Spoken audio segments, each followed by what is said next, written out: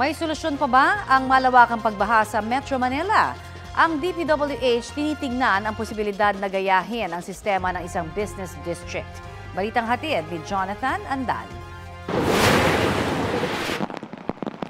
Habang binabaha ang maraming parte ng Metro Manila dahil sa habagat na pinalakas ng Bagyong Carina,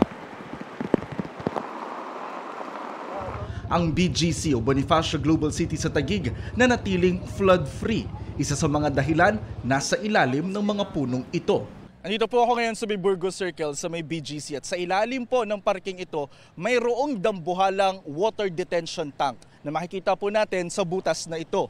Kapag umulan sa BGC, dito muna naiimbak yung tubig kaya hindi bumabaha rito. At pagtapos na ang ulan o tumila na ang ulan, ipapump out ito papunta sa isang creek na dadaloy naman papunta sa Pasig River.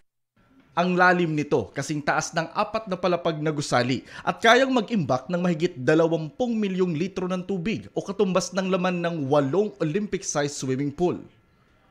Sabi ng DPWH, plano nila itong gayahin sa ibang lugar sa Metro Manila tulad sa ilalim ng UST na nasa Bahaing Espanya Boulevard sa Maynila pero hindi ito umubra. Kaya lang hindi rin pumayag yung UST administration. So we are looking for yung mga areas. Plano ring buhayin ang 1975 Flood Control Master Plan na magdadagdag ng lagusan ng tubig bukod sa Pasig River. Bahagi niya ng Manggahan Floodway na naitayo noong 1986 para dalhin pa Laguna de Bay ang ilang tubig mula Metro Manila. Bahagi rin sana ang Parañaque Spillway kung saan naman aagos pa Manila Bay ang ibang tubig. Pero hindi nagawa. Kaya siya hindi natuloy dahil wala ng budget. Political will, lack of continuity, analysis paralysis. Hindi budget. Budget, you can borrow money. Dubai puro borrowed money, but they have a good plan. Pero sabi ng mayor ng Muntinlupa sa hearing ng Kamara, kapag itinuloy ang Parañaque Spillway, mabubura ang kalahati ng barangay Bulig sa kanilang lungsod. Ang last say ng mga taga Muntinlupa is an objection to it. Kasama tayo dyan sa paghahanap ng solusyon sa problema ng pagbaha. Pero siyempre tinitignan, we're also on the lookout for our constituents.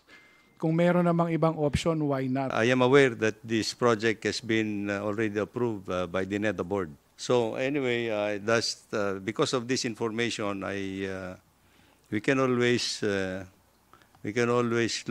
a second look at it. Jonathan Andal, nagbabalita para sa GMA Integrated News. Kapuso, para sa mga maiinit na balita, mag-subscribe sa GMA Integrated News sa YouTube.